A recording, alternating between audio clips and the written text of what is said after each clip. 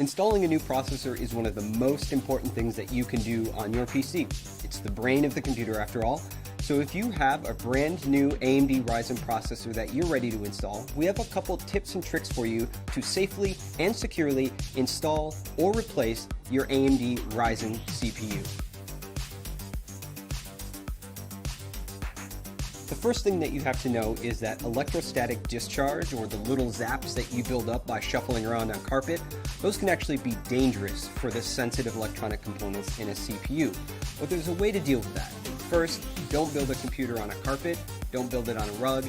Hardwood floors or even tile floors would be best. Secondly, you can deal with electrostatic discharge with an ESD strap. On one end, there's a wristband that you simply put on your wrist. And on the other end, there is sometimes a plug, like ours, which goes into a technical bench that is grounded, or there's a clip. The type that you might buy from the store is probably going to have a clip. To use that, you would simply turn the power supply off on your computer and then attach the clip to the power supply. Any bare metal on the power supply will do. That means when the static that builds up in your body doesn't go into the CPU, instead it goes through our handy wrist strap, through the power supply, and back into the wall outlet. That is a great way to keep your CPU safe. The next thing that you'll want to do is install the processor. Now that you're grounded with your wrist strap, you'll be able to take the AMD Ryzen CPU out of its bubble packaging. And when you do that, take note.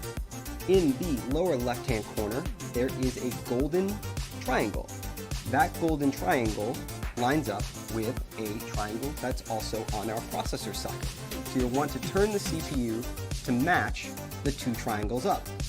And then you lift the metal arm on the CPU socket, and then you simply drop the processor into the socket. My CPU dropped in effortlessly. It should feel really easy to install this CPU. If it's not easy, then the CPU is either installed in the wrong orientation or you've not yet raised the metal retention arm on the socket. So once the CPU is installed, you can simply put that metal arm back down, and now the CPU is installed. And if there was any electrostatic discharge, that wrist strap that you would have took care of that for you automatically. Now the next thing, and our last step, is to install the heatsink. AMD Ryzen processors come with a heatsink inside the box. And when they come from the factory, they have a thermal compound pre-applied. That thermal compound ensures good heat transfer from the processor to the heatsink and out into the world. It helps keep your processor running cool and quiet. Now, if you've installed and removed this cooler a couple times, that thermal pad might be worn. You can clean it off with isopropyl alcohol, very easy. Now, what happens when that thermal pad gets worn out is that it must be replaced with aftermarket thermal compound. You can buy this from any online electronic retailer, and it only costs a few dollars.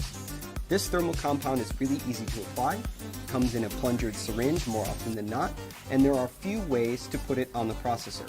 Many people advise a large dot the size of a pea or 2 peas in the center of the CPU, and then when you put the heatsink on, it will spread out evenly across the processor. Other people recommend drawing an X shape across the CPU with thin beads of the thermal compound. And again, when you apply the cooler, the pressure of the cooler on the CPU will evenly spread out that thermal compound. It's important that you don't have too much compound, which can hurt your temperatures, or too little compound, which can also hurt your temperatures.